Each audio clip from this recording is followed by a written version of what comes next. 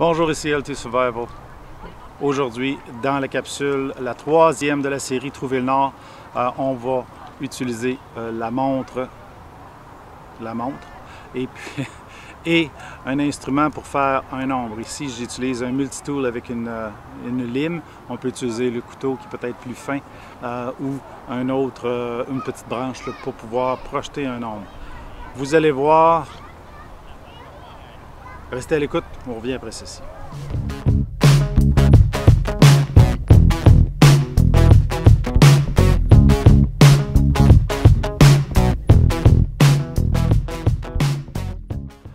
Dans cette troisième capsule, vous avez à utiliser votre montre.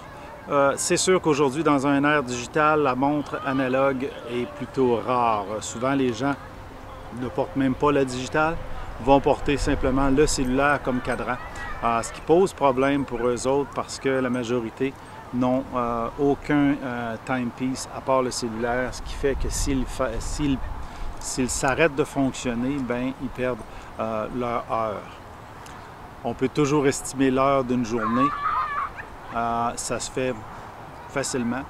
C'est moins précis, c'est sûr, mais encore là, c'est une méthode d'urgence pour retrouver notre nord. Donc, avec la méthode de la montre analogue, bien, si vous avez un peu d'imagination, vous pouvez reproduire le cadran sur un bout de papier et vous servir de ça comme étant votre montre.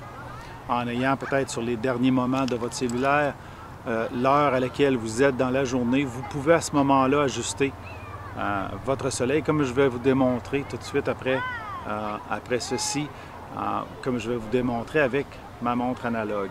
Et je vais la comparer avec le compas pour que vous ayez une idée de la précision. Cette méthode-là n'est pas parfaite, elle n'est pas non plus infaillible.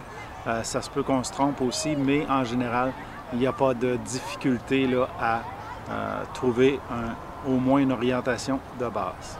Donc, on va couper ici, on va aller aux vidéos sur l'orientation. Le soleil rentre et sort des nuages, donc c'est un petit peu difficile. L'éclairage n'est peut-être pas aussi intense que la première fois que j'avais fait une orientation avec le soleil. Donc, plus difficile un petit peu pour vous pour voir l'ombre que je projette. Par contre, je crois que j'ai réussi à le capturer. On passe à la vidéo. Pour trouver le nord avec le soleil, ici, on va faire une ombre avec un instrument quelconque. Donc, ici, on passe l'ombre par l'aiguille et le centre de la montre.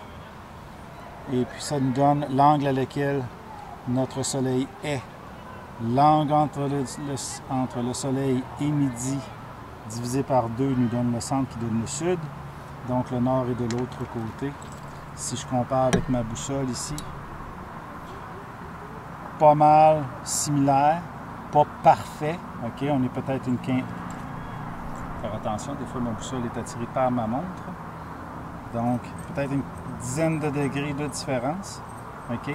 Mais c'est pas catastrophique si on veut sortir à un point qui serait au nord de nous autres, par exemple, ou au sud de nous autres, sur un point remarquable. Donc, c'est comme ça qu'on trouve le nord.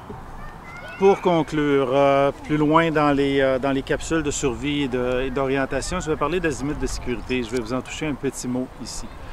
Souvent, quand on va travailler dans des secteurs spécifiques en forêt, la majorité d'entre nous autres partent à partir de rangs. Souvent, les rangs sont construits soit est-ouest, soit nord-sud, dépendant des emplacements, dépendant de où on est par rapport au point d'eau le plus signifiant du coin.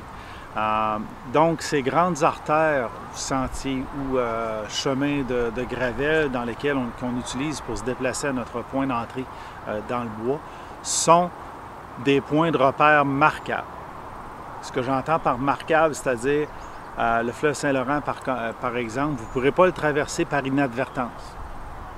N'importe où vous êtes sur la rive nord du Québec, vous ne traverserez pas le fleuve Saint-Laurent jamais par inadvertance.